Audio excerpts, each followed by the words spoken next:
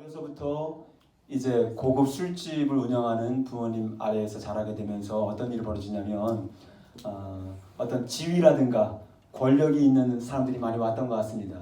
그러면서 회의를 하고 술을 마시고 주거니 받거니 하면서 거기서 보이지 않는 그 싸움과 음모와 또 정말 보이지 않는 여러 가지 인간의 어떤 배신들 많은 것들을 보고 자랍니다. 그러면서 술을 마시고 난 이후에 사람들이 정말 이렇게 너무 이렇게 겉보기와는 다르게 그들의 마음에 어떤 더러운 마음들이 많이 노출되는 것들을 많이 보고 자랐던 것 같아요. 그러니까 이 김용희 선생님은 그 청년 시절에 뭐라고 할까, 아름다운 미래를 꿈꾸기보다 오히려 세상에 대해서 이렇게 염세적이고 비관적인 마음을 가졌던 것 같습니다. 그러다가 아버지가 갑자기 돌아가세요. 그러면서 가세가 기울게 되면서 어떤 생각을 좀 하게 되냐면, 정말 세상이 믿고 그냥 조금이라도 불의를 보게 되고 뭐 이렇게 보게 되면 그냥 막 불을 확 지르고 싶은 거예요. 그러니까 마음이 완전히 이제 무너지고 절망적인 마음을 가지고 살았다고 합니다. 그런데 어느 날 20대 초반의 청년 시절에 어떤 일이 벌어지냐면, 십자가에 죽으신 예수 그리스도 그분이 말씀을 통하여서 이 청년을 찾아옵니다. 그리고 내가 너를 위해서라면 다시 죽을 수 있다 라는 메시지를 강렬하게 들으면서 아마도 그때가 그 청년을 변화시키기 위한 하나님의 때였던 것 같습니다. 그때 들었던, 내가 나를 생각해도 정말 쓰레기 같은 인생을 살았던 내 인생이었는데 나 같은 게 도대체 뭐라고 하나님께서 나를 위해서 다시 십자가에 죽을 수 있다고 말씀하신 그 말씀이 너무 강렬하게 느껴져서 그 십자가의 복음 앞에 철저히 무릎 꿇게 됩니다. 그리고 그때부터 가는 곳마다 예수님이 형제님을 위해서, 자매를 위해서 죽으셨습니다. 그 예수님이 하나님이십니다. 하나님의 아들이 피를 흘리셨습니다. 그래서 강렬한 예수님의 보혈의 그 어떤 메시지를 가지고 계속 전하기 시작합니다. 그리고 그 말씀을 증거하는 일에 자신의 인생을 다 드리기를 원하는 그 강렬한 마음을 가지게 됩니다. 그리고 결혼을 하게 되고, 그리고 아이들을 몇 명을 낳았을까요, 여러분? 그렇죠. 5명을 낳았어요. 5명을. 그래서 그리스도 안에서 정말 내가 이전 것은 지나갔고 내가 새 사람이 되었다는 그런 확신 가운데 이제 5명의 자녀들이 있었는데 전부 다 하나님의 말씀을 가리키면서 어떻게 됩니까? 결국 다 선교사로 보냅니다. 그리고 선교지에 있으면서 갈등하는 선교사들이 있거든요. 내가 계속 선교를 해야 되는가 말아야 되는가, 내가 다시 직장생활을 해야 될까 아니면 계속 선교를 해야 되는가 고민하고 염려하는 선교사들 다 이렇게 그쪽 지역에 들어가서 교육을 시키고 절대 그 땅을 떠나지 않도록 재교육을 시키고 선교사 인생을 살아갈 수 있도록 계속 도전합니다. 지금도 복음학교라고 해서, 저는 한국에 누가 이렇게 가서 이렇게 있는다고 하면 반드시 복음학교를 가봐라. 일주일 동안 진행되는 복음학교가 있는데요. 이 복음학교에 들어가게 되면 십자가의 예수가 누구인가, 왜 그분이 죽으셨는가, 우리가 왜 그 복음에 감동할 수밖에 없는가, 아주 강렬한 메시지를 증거하고 있으신 분입니다. 할렐루야. 오늘 본문을 보시면 여러분, 십자가의 죽음을 준비한 마리아의 이야기가 등장합니다. 향유를 다 부어드렸는데요. 향유가 왜 필요합니까, 여러분? 사람이 죽었을 때 이스라엘 문화에서는 썩은 냄새를 방지하기 위해서 세마포로 이렇게 싸기 전에 어떻게 합니까? 향유를 바릅니다. 그리고 세마포를 싸서 그리고 동굴에다가 무덤에 집어넣습니다. 그런데 오늘 이 마리아라는 여인이 나사로의 여동생인데 하루 이틀 모은 것이 아니라 자라면서부터 평생을 결혼을 준비하기 위해서 그 준비한 그 향유, 대략 340g 정도 되는데요. 그때 당시에 향유는요, 이스라엘 지방에 있지 않았고 인도에서 수입해온 향유를 썼습니다. 그렇기 때문에 굉장히 비쌌죠, 여러분. 근데 그 평생 동안 모아온 그 향유를 주님께 다 부으면서까지 이 여인이 도대체 무슨 정신으로, 어떤 마음 때문에 이렇게 붓게 되었는가, 이 마음을 좀 살펴보면서 그 근본 동기에 대해서 한번 나눴으면 좋겠습니다. 여러분, 교회에 청년 남녀 예비 신랑 신부가 있었습니다. 근데 어느 날 이제 예비 신랑이 신부를 데리고 어딜 갔을까요? 저쪽에 메트로타운을 갔습니다. 그 메트로타운을 가갖고 이제 뭐 필요한 것들 사주려고. 근데 이 자매가 씀씀이가 크더라고 보니까. 그냥 이렇게 싸고 이런 거는 눈에 안 들어가고 비싼 것만 눈에 들어갔는지 이게 이거 사고 싶다고 하면 이 예비 신랑이 사줬을까 안 사줬을까? 사줬어요. 우리 하은이 같으면 사줄까 안 사줄까? 너무 비싼 걸 드는 거야. 핸드백을 막 그냥 뭐 한 1200불 좀 싼가? 2000불짜리 막. 근데 이 자매가 나 꼭 필요하니까 이거 사고 싶다고 하면 척척척 사주는 거예요. 응? 너무 비싼데도 그거를 척척척 사주는 거예요. 여러분 왜 사줬을까요? 선생님 왜 사줬을까요? 사랑해서요. 아 그렇죠, 정답입니다. 사랑에 눈이 멀어버려갖고 필요하다고 하니까 척척척 다 사주게 된 거예요, 여러분. 응?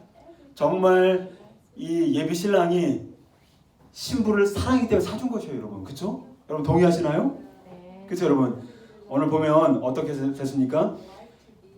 예수님이 있던 그 당시에 여자들에게 있어서 이 향유옥합은 결혼할 때 반드시 필요한 거예요. 다른 것은 다 가지고 가지 않아도 이 향유옥합은 항상 가지고 가야 됩니다. 그래서 내가 이 향유옥합을 예수님께 깨서 부었다고 하는 거는 세상 사람들이 눈에 봤을 때는 아니 제가 미쳤나? 시집 안 가려고 하는가? 굉장히 어리석은 행동이라는 거죠, 여러분. 어? 아니 지금까지 본 게 돈이 얼만데 그걸 그냥 부을 수가 있는 거야? 너무 아깝다. 정말 미친 애구나. 정신이 돌았네. 이 정도로다가 굉장히 어리석은 행동이었다는 것입니다, 여러분. 근데 보시죠, 여러분. 그럼에도 불구하고 이 마리아가 예수님께 향유옥합을 부었던 것은 예수님을 마음 깊이 진심으로 사랑했기 때문에 가능하다는 거예요, 여러분. 여러분 511장을 보시면 내 구주 예수를 더욱 사랑, 이 찬양 여러분 다 들어보셨죠? 저는 이 찬양을 이렇게 하면서 참 이분이 굉장히 주님을 정말 사랑했구나. 내 진정 소원은 오직 예수. 그래서 이 찬양을 쓴 분이 누군지를 추적해 보기 시작했습니다. 그랬더니 여기서 4시간만 밑으로 쭉 내려가면 어디가 나옵니까? 포틀랜드가 포틀랜드, 미국의 포틀랜드가 나오는데 거기에 1800년도에 살았던 인물인데요. 그 여자분의 이름이 엘리자베스 프렌티스 여자라는 분입니다. 근데 엘리자베스 프렌티스 여자라는 이분이 누구랑 결혼하냐면 조지 루이스 프렌티스 목사님과 결혼을 합니다. 그래서 이 목사님은 신학교에 신학을 가르치면서 또 목회를 감당했던 그런 분이었습니다. 그런데 어떤 일이 벌어졌냐면 이제 결혼해서 잘 살았습니다. 그리고 자녀를 2명을 낳았습니다. 그런데 1800년도 후반전에 어떤 일이 벌어졌냐면 전 세계적으로 전염병이 돕니다. 이런 바이러스처럼 전염병이 돕니다. 그러면서 너무너무 안타깝게도 어떻게 2 자녀가 한꺼번에 목숨을 잃게 됩니다. 그러면서 이 프렌티스 여사가 이제 그런 상황을 겪으면서 자기 남편을 데리고 옵니다. 그 딱 앉혀놓습니다. 그래서 남편에게 자신의 마음을 토로합니다. 정말 하나님이 이럴 수 있습니까? 원망을 쏟아놓습니다. 살아계신 하나님이 정말 이렇게 아이들 다 데려갈 수 있겠습니까? 여러분 한 명도 감당하기 힘든데 2명씩 전염병으로 죽었다고 생각해보세요, 여러분. 코비드로 인해서 자녀 2명이 죽었다고 생각해봐요, 여러분. 저희 집에 자녀 2명이 몇 번 할까요? 코비드 때문에 그냥 뭐 저기 썰이 메모리얼 하스피털 죽어버렸어. 그것도 한 명이 아니라 2명씩이나. 여러분 마음이 어떻겠습니까? 그런데 이 목사님이 그러시는 거예요. 여보, 내가 마음을 이해합니다. 마음이 아픈 건 이해를 하는데 이제 지금이야말로 지금까지 우리가 들었던 하나님의 말씀을 삶에서 실천해야 될 때가 아니겠습니까? 이렇게 권면을 합니다. 그러면서 이 사모님이 맥주를 한 잔 마시려고 하다가 딱 저를 내려놓고 그리고 이제 성경을 들었습니다. 성경을 딱 폈는데 창세기 32장을 보게 되었어요. 창세기 32장에 누가 나오면 야곱 이야기가 나옵니다. 여러분 야곱이 누구라고 했죠? 이삭이에요. 그죠. 야곱은 사기꾼입니다. 장자권도 빼앗고 축복권도 빼앗고 그리고 라반의 집에서 잠시 동안 있으려고 했는데 무려 거기서 14년 동안 머물게 됩니다.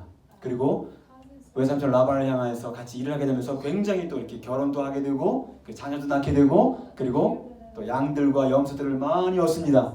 그리고 이제 어디냐? 이제는 고향을 향해서 전진하기 위해서 이제 딱 멈춰 있습니다. 그러나서 생각해 보니까 고향에 누가 있습니까? 자기를 죽이려는 형 에서가 있는 거예요, 여러분. 그게 너무 두려웠어요, 여러분.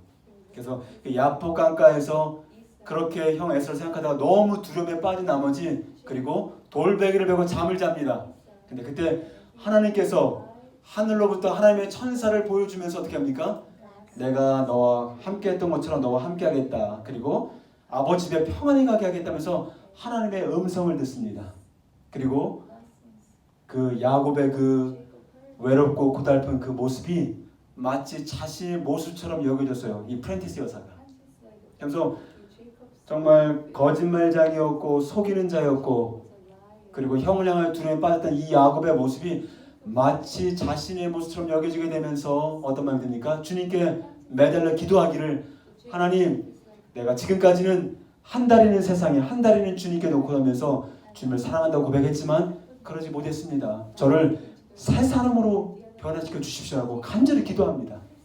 그래서 그날 저녁에 그 말씀을 통해서 큰 평안을 맛보고 큰 은혜를 맛보게 됩니다. 그러면서 이전에 세상 나 기뻤어도 지금 내 기쁨은 오직 예수. 2절 가사죠, 여러분. 세상의 즐거움이 너무 즐거웠어요, 여러분, 과거에. 근데 지금 내 기쁨은 오직 예수님밖에 없습니다라고 이렇게 가사를 써나가는데 그렇게 되면서 어떻게 됩니까? 그의 마음이 치유가 일어나게 되고 그날 저녁에 주님을 생각하면서 내가 정말 주님을 더 깊이 사랑하는 삶을 살기를 원합니다. 간절한 마음으로 시를 쓰게 되었는데 그것이 바로 찬송가 511장이 된 것입니다. 할렐루야. 여러분 이 프렌티스 여사가 원망과 세상을 사랑하는 그 마음들 가운데 엉켜져 살다가 이런 어려움을 통하여서 이 여인이 진심으로 하나님을 사랑하는 그런 정금과 같은 은혜를 누리게 되었다는 것입니다. 할렐루야. 전 여러분 오늘 프렌티스 여사가 예수님을 진심으로 사랑했던 것처럼 오늘 본문에 등장하는 이 마리아라는 그 여인도 정말 형식적으로 주님을 사랑합니다, 좋아합니다 이런 것이 아니라 진짜 마음의 중심을 가지고 사랑했음을 우리가 보게 됩니다. 이런 은혜가 여러분에게 동일하게 있기를 주님으로 축복합니다. 할렐루야. 그럼 여러분 이런 예수님을 향한 그 사랑의 헌신이 어떻게 가능했을까 이걸 좀 나눴으면 좋겠는데요. 데나리온이 넘겨주십시오. 몇 데나리온이 나와 있습니까 오늘 본문에? 300데나리온이 나옵니다. 이 300데나리온은 한 데나리온이 한 노동자 하루 품삯이 여러분. 그러면 한 사람의 노동자의 품삯이 한 데나리온이면 300데나리온이면 300일치 품삯이거든요. 그러면 얼마나 될까요, 여러분? 여기 돈에다가 한 3만 불 정도 생각하면 될까요? 한국 돈으로 한 3천만 원, 4천만 원 정도. 굉장히 비싼 겁니다, 여러분. 그렇죠? 그런데 어떻게 합니까? 그걸 뿌리고 나서 마리아의 머리가 길었던 것 같아. 그래서 그 풀어진 머리를 가지고 어떻게? 예수님의 발바닥을 씻겨주십니다. 그죠? 발바닥을 물로 씻는 것은 철저한 섬김과 경배거든요. 노예가 그렇게 했거든요. 그렇죠? 그런데 이 여자가 여자에게서 사람들에게 머리는 영광을 의미하는데 자신의 영광으로 하나님의 가장 낮고 낮은 예수님의 발을 씻겼다는 것은 뭐냐면 철저하게 예수님을 향한 경배와 사랑이 녹아진 것을 보게 됩니다. 그래서 저는 오늘 본문을 통해서 왜 모였습니까? 왜 지금 이게 나사로 집에 와 있습니까? 왜 온 거죠? 무슨 목적 때문에 왔습니까? 뭐 때문에 온 거예요? 예수님을 대접하려고 온 거죠. 다 아들, 그렇죠? 근데 왜 예수님 대접하려고 왔습니까? 요한복음 10장과 11장을 통해서 누가 등장합니까? 죽은 나사로가 등장합니다. 죽은 나사로가 등장하는데 여동생 마리아의 편에서 죽었던 오빠를 살려주신 그 은혜가 너무 컸던 거예요. 우리 화련이도 동생과 잘 지내줘요, 그렇죠? 그 여동생이 오빠를 얼마나 사랑했으면, 그렇죠? 그 다시 살려주신 그 오빠에 대한 그 사랑이 너무 컸기 때문에 정말 예수님께는 평생 동안 모아온 향유값이 중요하지 않았던 것 같아요. 그러니까 예수님에 대한 그 가치가 자신의 물질의 가치를 훨씬 넘겨버린 거지, 그렇죠, 여러분? 근데 오늘 이 본문을 좀 보면서 어떤 마음이 드냐면, 그렇구나. 하나님의 복음은 하나님이 주신 사랑을 주기를 원하지 전혀 주지 않은 사랑을 하나님은 받기를 요구하는 게 아니라는 거예요. 우리가 하나님께 사랑을 받는 것이 아무것도 없는데 하나님이 우리를 사랑하라고 한다면 말이 좀 안 되잖아요, 여러분, 그렇죠? 근데 하나님이 우리를 먼저 사랑하시고 그런 복음의 능력 가운데 우리를 사랑하기를 원하신다는 거죠.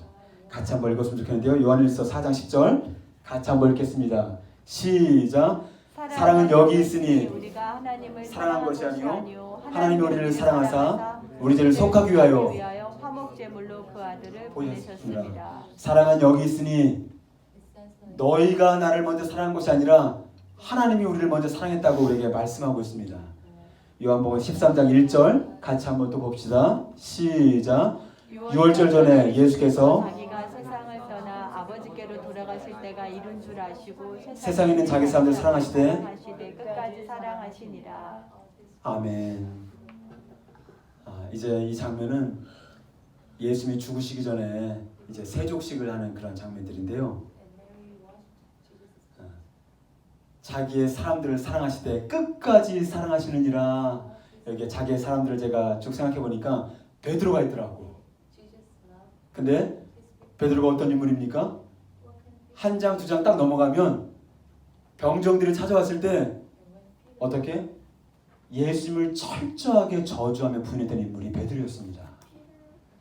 근데 거기에 가룟 유다도 있어요, 여러분. 가룟 유다가 누굽니까? 은 30냥의 눈이 벌어서 예수님을 팔아버렸던 인물. 근데 자기의 사람들을 사랑하시되 끝까지 사랑하시느니라. 그 사랑하는 그 마음이 우리들을 위한 사랑이 아닌가 저는 생각을 해보게 됩니다. 그런데 요한복음 13장, 14장, 15장에 보시면 어떤 말씀이 계속 나오냐면 같이 한번 봅시다. 요한복음 13장 34절 말씀 같이 읽습니다. 시작. 새 계명을 너희에게 주노니 서로 사랑하라. 내가 너희를 사랑한 것 같이 너희도 서로 사랑하라. 근데 한 가지 이상한 걸 발견하는 게 뭐냐면요. 아니 서로 사랑하라고 말씀하신 그 예수님께서 13장, 14장, 15장을 통해서 계속 누구 얘기를 하고 있냐면 성령 하나님 얘기를 계속 해나가고 있는 거예요, 여러분. 내가 너에게 보혜사를 보내주겠다. 보혜사가 오면 너를 고아 같이 내버려 두지 않겠다. 계속 성령 하나님이 누군지를 계속 13장, 14장, 15장, 16장 계속 말씀하고 있다는 거예요, 여러분. 제가 한 주일 동안 지내면서 여러 가지 일들이 있었지만 어떤 걸 제가 느끼게 되냐면 제일 첫 번째, 그렇구나. 내 마음이 참 좁구나라는 생각하게 됩니다. 여러분들의 마음 넓지요, 전사님? 때로는 자녀들에 대해서 마음이 넓은 것처럼 생각했는데 또 어떨 때 생각해보면 너무 옹졸해. 제 아내에게 얘는 왜 그런지 모르겠어 이렇게 하면서 옹졸한 마음을 막 고백을 하는 걸 제가 보게 됩니다. 또 어떨 때는 마음이 굉장히 넓고 사랑하는 것처럼 이렇게 대하기도 하다가 또 어떨 때는 철저하게 내 안에 사랑이 없구나 이걸 뼈저리게 느낍니다. 그래서 오늘 주님께서 이 마리아를 통해서 주시는 메시지가 있다면 그렇습니다. 여러분, 내가 너희를 사랑한 것처럼 너희도 사랑하라 말씀하실 때 기억하십시오. 우리들 스스로에게는 사랑할 수 있는 힘이 없습니다. 아멘. 우리 스스로에게는 사랑할 수 있는 능력이 없다는 거예요, 여러분. 그래서 나는 왜 사랑이 없지? 너무 절망하지 마십시오. 그건 당연한 거예요, 여러분. 응? 응? 그래서 주님께서는 로마서 5장 5절을 통하여서 우리에게 소망이 우리를 부끄럽게 하지 아니하면 우리에게 주신 성령으로 말미암아 하나님의 사랑이 우리 마음에 부음받음이니, 이 말씀을 볼 때 하나님의 성령이 저와 여러분들에게 부어졌을 때 하나님의 놀라운 사랑이 저와 여러분들의 마음에 충만히 부어졌다는 거예요, 여러분. 그래서 여러분 스스로의 힘으로 사랑할 수 있는 것이 아니라 성령이 주신 사랑으로 사랑해 나갈 수 있음을 우리에게 말씀해 주고 있다는 것입니다. 할렐루야. 여러분, 성령 하나님은 사랑의 영이십니다. 그렇죠? 그래서 성령의 열매를 우리가 말씀할 때도 제일 먼저 나타나는 게 어떤 열매입니까? 그렇죠. 사랑의 열매죠. 성령 하나님께 사랑이 충만히 있으십니다. 그래서 그 사랑으로 우리가 사랑하기를 원하시는 것입니다. 그래서 주님이 이제 사순절을 지나고 십자가에 피 흘려 돌아가시는 그 목적이 있다면 여러분들의, 저와 여러분들의 죄를 주신 것뿐만이 아니라 어떻게? 사랑의 영이신 성령을 선물로 주시기 위해서 그분이 죽으셨습니다. 할렐루야. 이제 성령이 주신 사랑으로 주님을 사랑하는 은혜가 부어지는 주님을 축복합니다. 우리 한 가지 더 복용하는 것은, 그렇다면 향유옥합을 깨뜨린 마리아의 헌신은 어떤 헌신이었는지 함께 봤으면 좋겠습니다. 사진을 한번 좀 보여주시고, 이 사람이 누구죠, 여러분? 누굽니까? 그죠, 빌리그램이죠, 여러분. 보이시죠? 이분이 99세에 죽으셨는데 60년 동안 185개국을 여행을 합니다. 왜? 복음을 전하기 위해서. 그리고 그 나라에 가서 2억 1,500만 명에게 복음을 전했다고 합니다. 그래서 사람들이 빌리그램 목사님이 어떤 분입니까? 많은 분들이 존경을 하고 있는데 그분을 평가할 때 이렇게 평가를 한다고 합니다.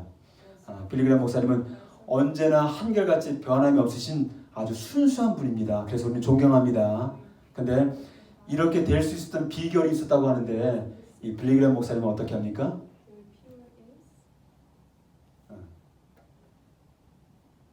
정기적으로 자신의 마음의 동기를 점검한다고 합니다.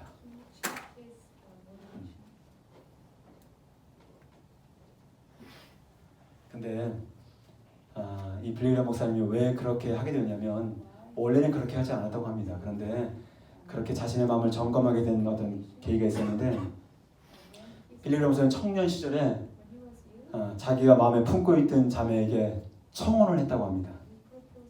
근데 그 프로포즈가 됐을까요, 안 됐을까요? 안 됐을까? 어떻게 하세요?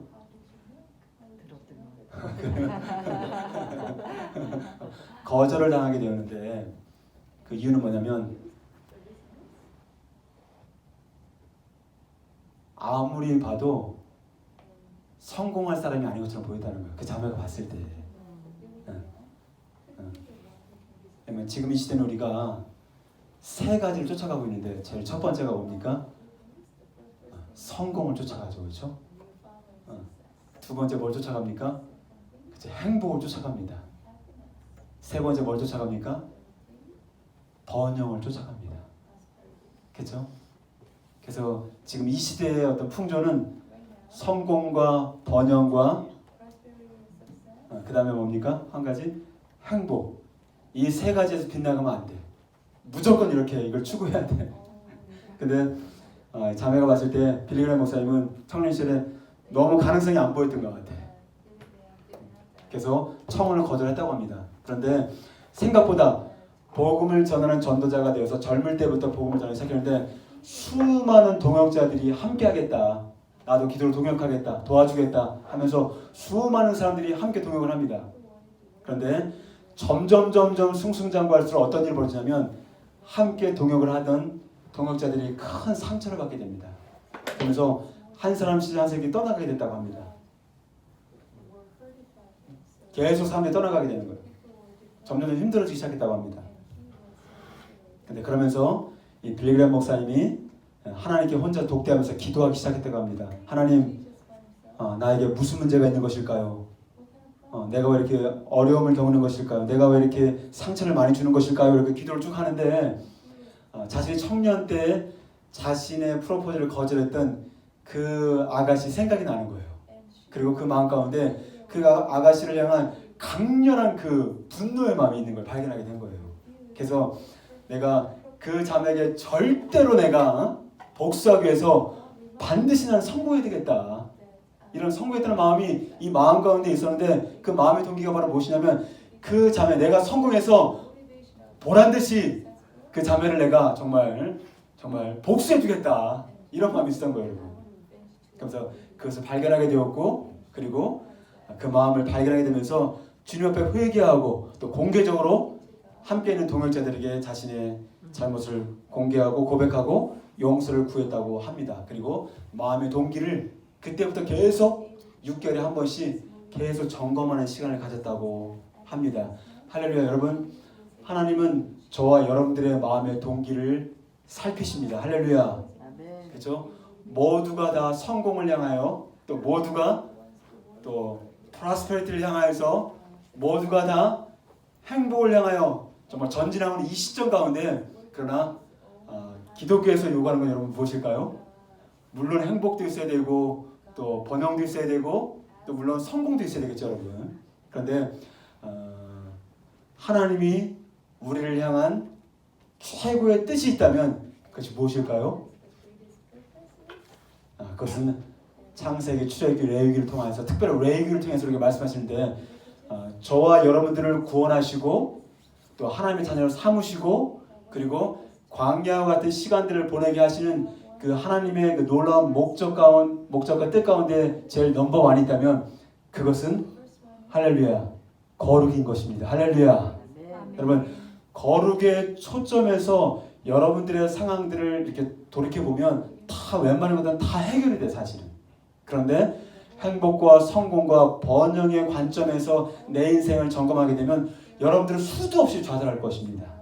그럴 수밖에 없어요, 여러분. 그런데 하나님이 저와 여러분들을 부르신 목적, 택하신 목적, 자녀 삼으신 목적, 그것은 바로 하나님의 거룩인 것입니다. 할렐루야. 할렐루야. 오늘 본문을 보십시오.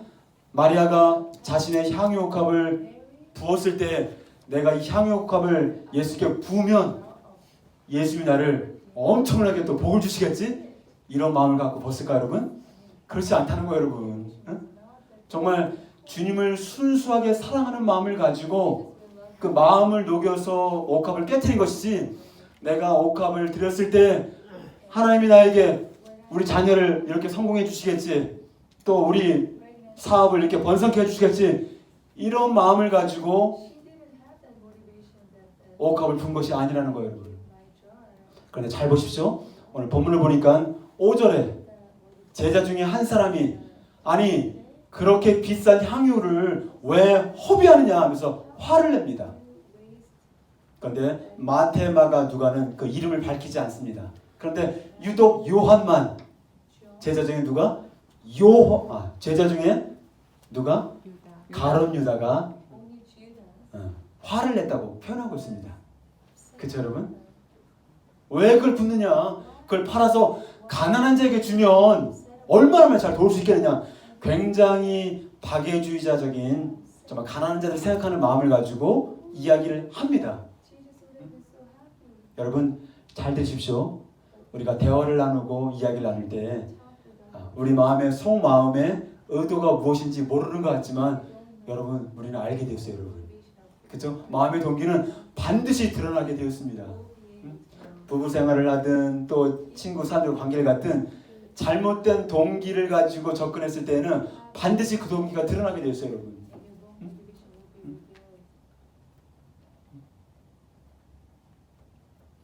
성경은 고발합니다. 가룟 유다가 이렇게 말하는 것은 어떻게? 저가 도둑인 까닭이라. 6절을 같이 한번 읽어볼까요? 6절? 같이 한번 시작. 이렇게 말하면 가난한 자들 생각함이 아니라 그는 도둑이라. 돈깨를 맞고 거기 넣는 것을 훔쳐가미러라. 여기서는 훔쳐가미러라 했을 때 미완료 시제가 계속 훔치고 또 훔치고 또 훔친다는 거예요, 여러분. 그러니까 가룟 유다의 마음은 진짜 가난한 사람을 생각해서 말한 것이 아니라 어떻게 자신의 그 300데나리온의 마음이 빼앗겨서 그 돈을 자기가 훔쳐야 되는데 그것을 훔칠 수가 없으니까 어떻게 이렇게 화를 냈다는 거예요.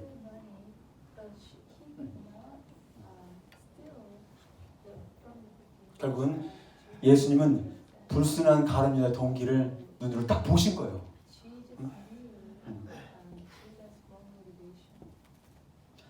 질문을 드릴게요. 1번. 그래도 나는 아무리 생각해도 나는 마리아 쪽이지 가룟유다 쪽은 아니다. 1번. 2번. 돌이켜보니 나도 가룟유다 비슷했을 것 같다. 나는 마리아는 또 아닌 것 같다. 1번, 2번. 마리아 쪽인 것 같다. 가룟유다 쪽인 것 같다. 1번이라고 생각하면 손 들어볼까요 한번?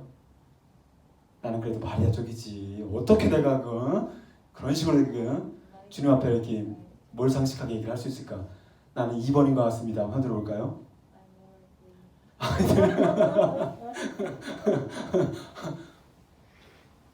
왜 들지 않으세요? 하나는 들어야지 그래도. 어느 쪽도 아닌 것 같아요. 그런데 마태복음 26장에는 어떻게 나와있냐면 제자들을 복수형으로 얘기합니다. 제자라고 얘기하지 않고 제자들이 화를 내었다고 이렇게 합니다. 저와 여러분들이 마태복음 26장의 본문의 현장에 들어가 있다면 우리들도 제자들이지 않겠어요 여러분?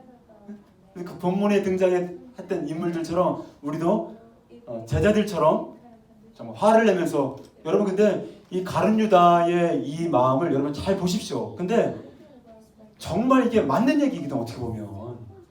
응? 하준아 그치? 정말 맞는 얘기예요 여러분. 응? 정말 우리도 가정에서 보면 얘들아 예수님 잘 믿어. 열심히 믿으란 말이야. 그런데 이 가룟유다는 어떻게 보면 지금 이 시대에 굉장히 추앙을 받을 수 있는 인물인 거예요 여러분. 근데 얘들아 가룟유다 봐라. 가룟유다 결과를 보기 전에 그 당시로 들어갔을 때 가룟유다는 굉장히 촉망 있고 똘똘하고 여러분 돈꾀를 맡을 정도로 회계를 담당할 정도로 굉장히 머리가 멍석한 사람이었어요 여러분. 예수를 잘 믿는 건 중요하다.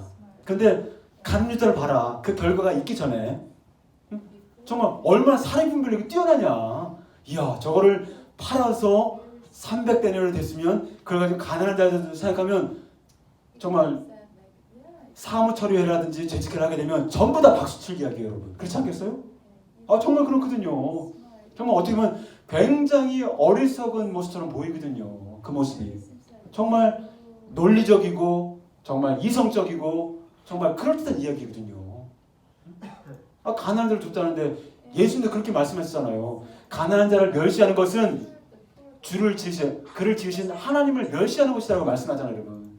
근데 오늘은 좀 이상해 예수님이.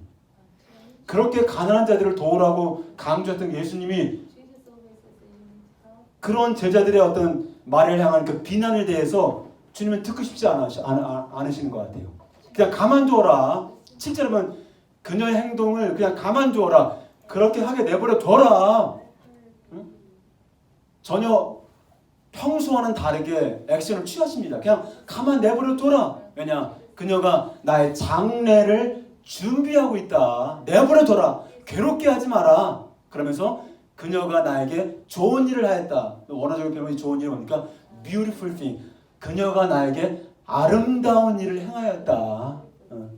너희들이 볼 때에는 어리석고 너희들이 볼 때에는 그렇지 않은 것 같지만 내가 볼 때에는 내가 해석할 때에는 그녀가 나에게 정말 아름다운 일을 행하였다라고 말씀을 하고 있다는 거예요 여러분. 이거 왜 그렇습니까? 왜 그렇습니까? 근데 진짜 생각해보니까 가룟유다의 말이 맞았어.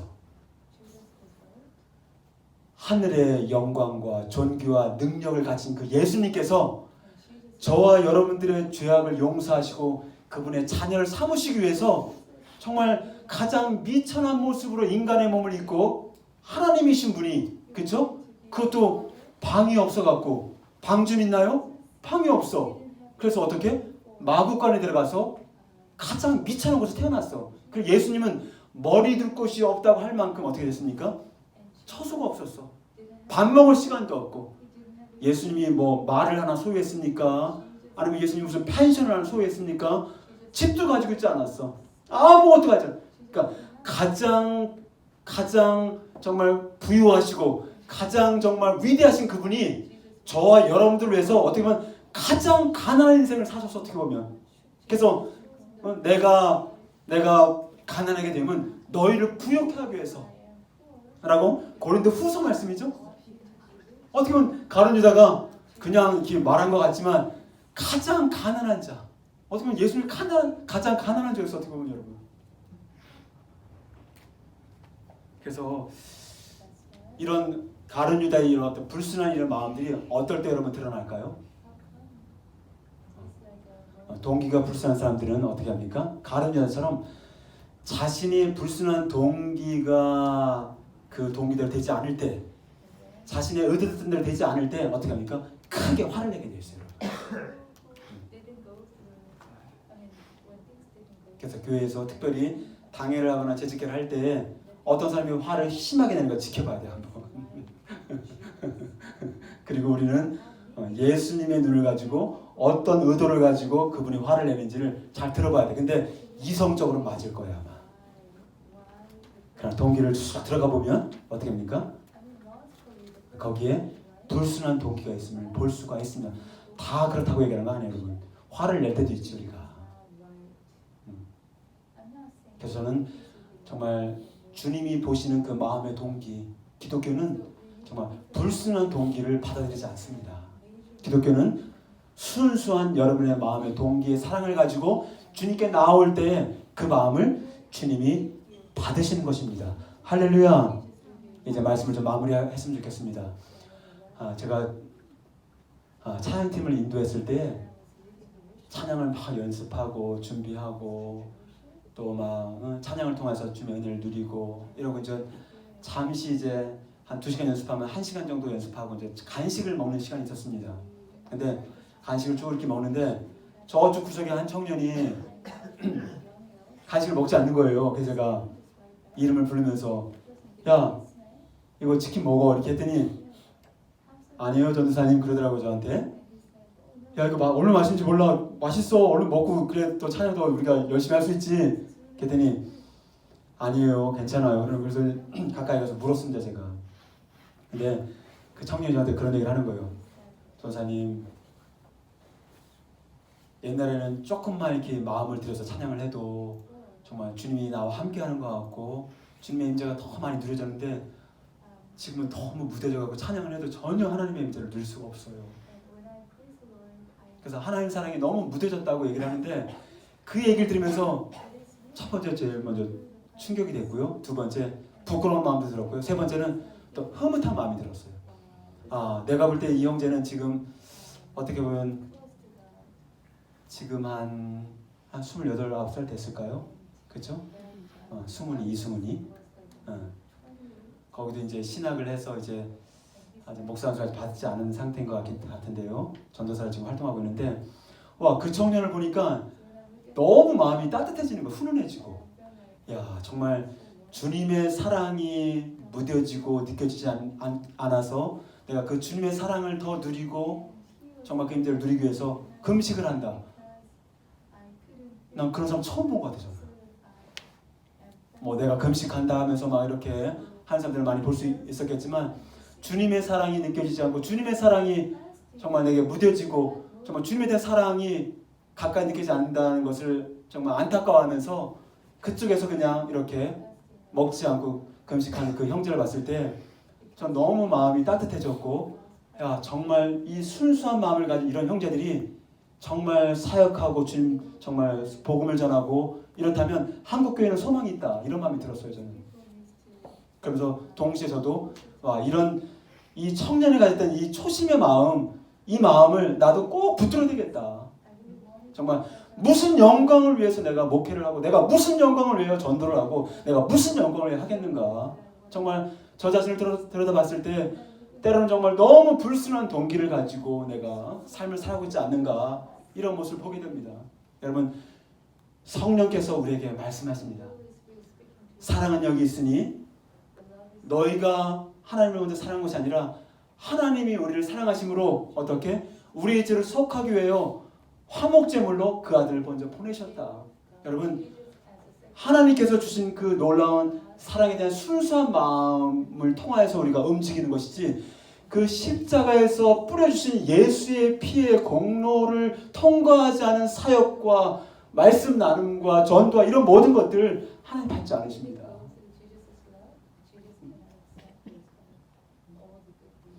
너무나 저의 마음을 돌이켜봤을 때 어제도 그 하이스와 소피아랑 이렇게 문자를 주고받으면서 뭐 레시가 있어서 못 온다, 또 뭐 피덴이 몸이 안 좋아서 못 온다 이렇게 하는데 이상하게 제 마음이 굉장히 낙심이 되는 거예요.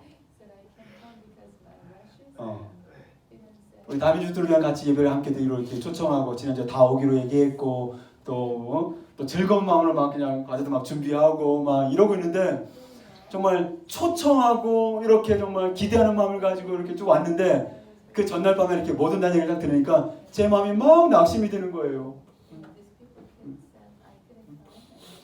그래서 조금이나마 그 예수님의 마음, 정말 자리를 다 깔아놓는데 그 오지 못하는 그 사람들 생각했을 때 너무너무 안타까운 마음이 들면서, 근데 그런 그 낙심하는 그 마음들이 어디서 오는가, 내가 그 마음을 들여다봤을 때 나의 마음도 결코 순수하지 않다.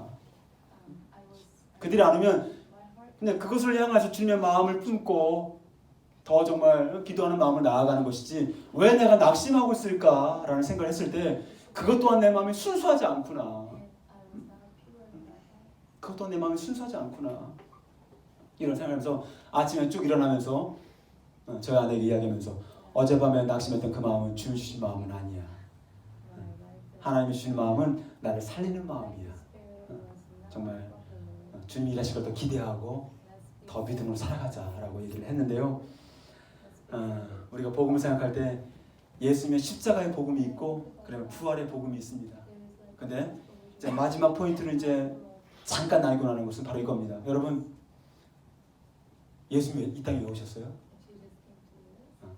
인자가 온 것은 마가복음 10장 45절 통해서 인자가 온 것은 섬김을 받으려 하면요, 섬기며 많은 사람의 대속물로 주려 하심이라. 그렇죠, 여러분?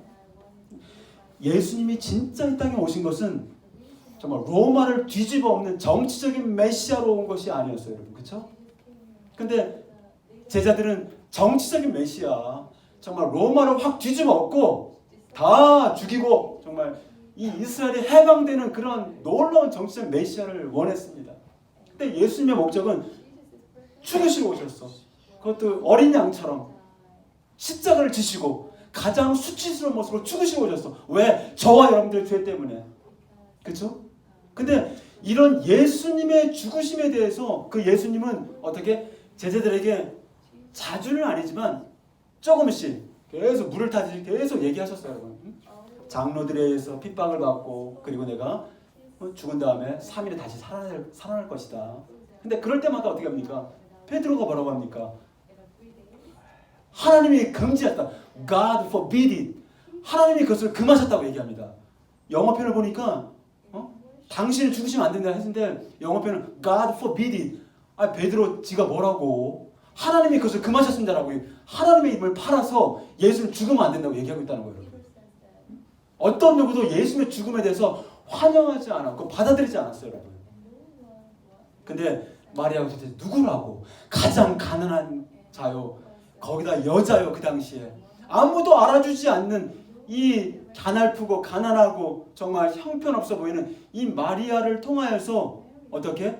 최초로 예수님의 죽으심을 정성껏 준비하는 최초의 여인이 되셨다는 거예요. 되게 하셨다는 거예요. 참 놀랍습니다. 아무도 환영하지 않고 아무도 예수님의 죽으심에 대해서 준비하지 않았고, 그래서 그때 이 여인이 주님을 향해서 340g의 그 향유 한 나디를 확 깨서 부었을 때 그 향유가 여러분 누가 향수 있습니까? 향수 한번 뿌려보시죠. 여기다가 조금만 진짜 2-3g만 뿌려도 엄청나게 냄새가 진동할 것입니다. 근데 340g의 그 향유감 나디를 확 부어버렸을 때 거기에 풍겨있을 그 집안에 풍겨있을 냄새가 얼마나 정말 진동했겠습니까? 그것을 가지고 머리털을 가지고 정말 가장 정말 존귀하신 그 예수님을 머리털로 닦으면서 그것이 사실 예배였던 거예요. 그것이 예배. 진정으로 하나님을 예배하는 그 자리에는 이성적으로 강한 사람들이 비방하게 돼 있어, 조롱하게 돼 있어요. 근데 마리아는 한마디도 하지 않아. 인간의 그런 헛소리들은 들어오지 않는 거예요, 여러분. 우리가 진정으로 하나님을 섬기고 경배하고 나갈 때 반드시 조롱하는 자들이 있음을 여러분 기억하셔야 돼요. 근데 오히려 예수님께서 그 여인에 대해서 그렇게 정성스럽게 죽음을 준비했던 그 여인을 향해서 마가복음 10장 9절에 내가 진실로 너에게 이르노니 온 천에 어디서든지 복음이 증거되는 곳마다 이 여자가 행한 일도 말하여 그녀를 기억하게 하라. 좀 너무하지 않아요? 뭐 그게 대단하다고. 복음이 증거되는 곳마다 마리아가 했던 일을 다 증거하라는 게 말이 됩니까? 그 뭐 그 대수라고. 근데 정말 예수님의 그 죽으심의 십자가의 그 복음, 그 예수님의 죽으시는 그 목적을 이 마리아가 알았는지 몰랐는지 저는 알 수가 없지만 성령의 도우심 가운데 정말 그녀가 정성을 다하여 주님 앞에 깨어드렸을 때 어떻게 놀랍게도 주님께서는 그것을 부어주시는 걸 보게 됩니다. 할렐루야, 할렐루야. 앉으십시오. 응? 아 정말 놀랍습니다. 그래서 오늘 하나님께서 이렇게 말씀하시기를 이제 우리가 사순절을 지나고 있는데 예수님의 죽으심을 정말 기억하고 준비하는 시간 됐으면 좋겠습니다. 예수님의 죽으심을 준비하는 자 아무도 없었어요, 여러분. 마리아 외에는 한 명도 없었어요, 여러분.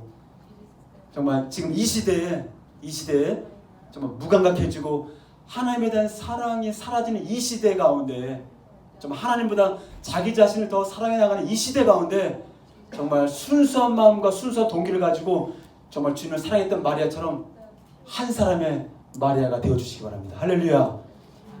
예수님은 어떤 분이십니까? 우리가 섬기는 예수님이야말로 영원 구원이라고 하는 순수한 마음의 동기를 가지고 이 땅에 오셔서 어떻게 수많은 핍박과 유혹 중에서도 죽지 않을 수 있는 기회가 너무 많았거든요. 그렇죠? 그런 유혹을 다 이기시고 어떻게 했습니까? 영원 구원이라고 하는 순수한 마음을 가지고 끝까지 십자가의 구원을 이루어 가셨습니다. 그리고 예수님은 어떤 순간에도 하나님 아버지와 제자들을 향해서 불순한 마음의 동기를 갖지 않았어요, 여러분. 그래서 God receive a pure heart. 우리 마음의 순수한 동기를 하나님이 받으십니다. 그렇죠, 여러분? 네. 그래서 먼저 우리를 사랑하셨던 사랑의 예수님을 믿고 의지할 때 우리들도 정말 마리아의 그 향유컵처럼 생명의 향기, 진리의 향기를 풍기면서 동기가 순수한 사랑의 삶을 살 수가 있는 것입니다. 할렐루야. 여러분, 예수님의 십자가를 생각해 보십시오.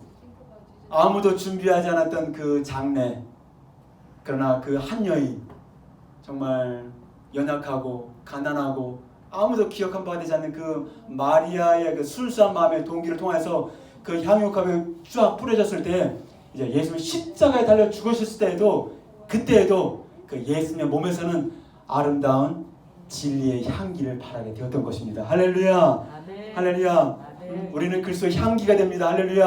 아멘. 할렐루야. 아멘. 그 하나님을 사모하면서 주님 앞에 나아가도록 하겠습니다.